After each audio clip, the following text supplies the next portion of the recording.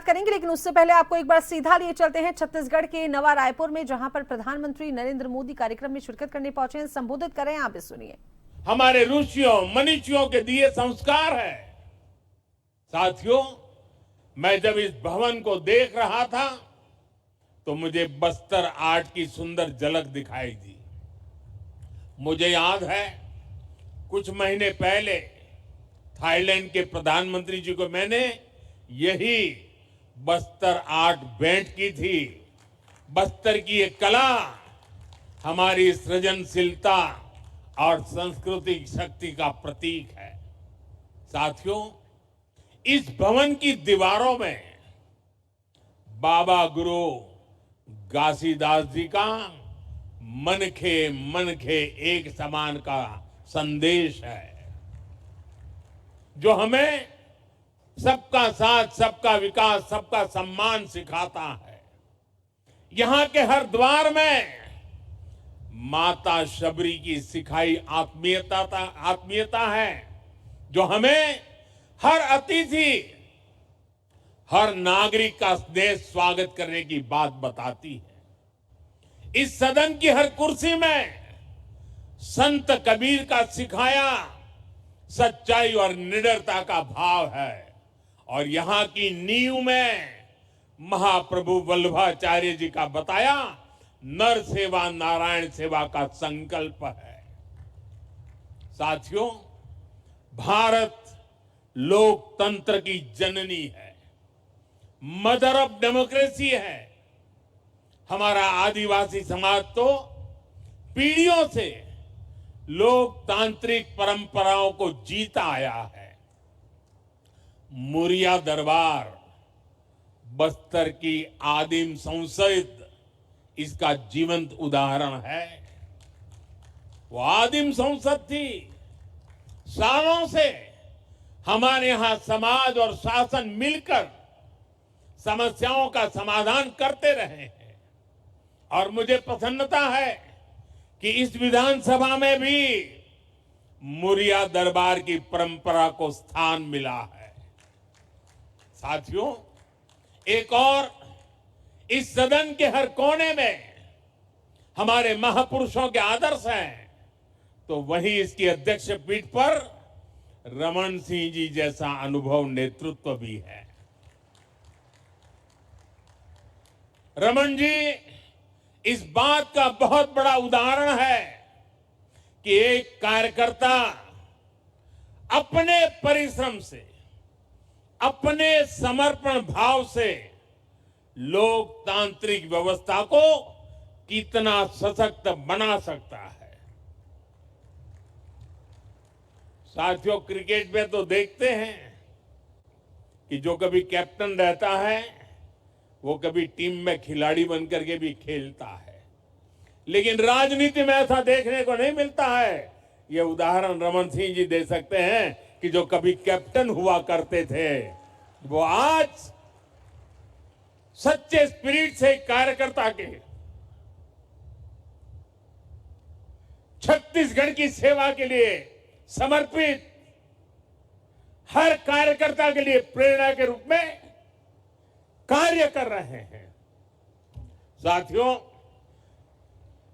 राष्ट्र कवि निराला जी ने अपनी कविता में मां सरस्वती से प्रार्थना की थी, प्रिय स्वतंत्र रहो, अमृत मंत्र नव भारत में भर दे। यह केवल काव्य नहीं था, यह आजाद भारत के नव सृजन का मंत्र था। उन्होंने नव गति, नव लय, नव स्वर की बात कही, यानी कि एक ऐसे भारत की जो परंपरा से जुड़ा हो, लेकिन भविष्य की ओर पूरे आत्मविश्वास से आगे बढ़े। आज जब हम छत्तीसगढ़ के नए विधानसभा में खड़े हैं, तो यह भावना यहां भी उतनी ही सार्थक है। यह भवन भी उसी नव स्वर का प्रतीक है। जहां पुराने अनुभवों की ध्वनि है और नए सपनों की ऊर्जा भी है। और इस ऊर्जा के साथ हम एक ऐसे भारत का निर्माण करना है, एक ऐसे छत्तीसगढ़ की नींव बनानी है जो विरासत से जुड़कर विकास के पथ पर आगे बढ़ सके। साथियों, नागरिक देवो भव ये हमारे सुशासन का मंत्र है और इसलिए हमें विधानसभा के हर निर्णय में जनता के हित को ध्यान में रखकर काम करना होगा। यहां कानून ऐसे बने जो रिफॉर्म को गति दे, जिससे लोगों का जीवन आसान हो, जो लोगों के जीवन से सरकार के अनावश्यक दखल को बाहर करे, सरकार का न अभाव हो और न ही अनावश्यक प्रभाव हो। यही तेज प्रगति का एकमात्र मंत्र है। साथियों, ये हमारा छत्तीसगढ़ तो भगवान श्री राम का ननिहाल है।